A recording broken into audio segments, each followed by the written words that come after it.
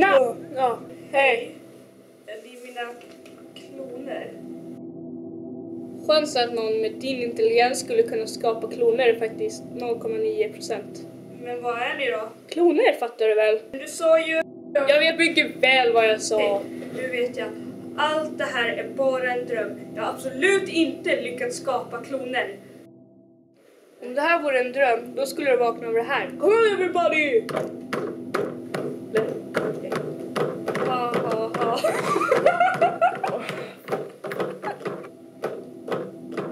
Sant, det är inte sant. Det är mycket väl sant.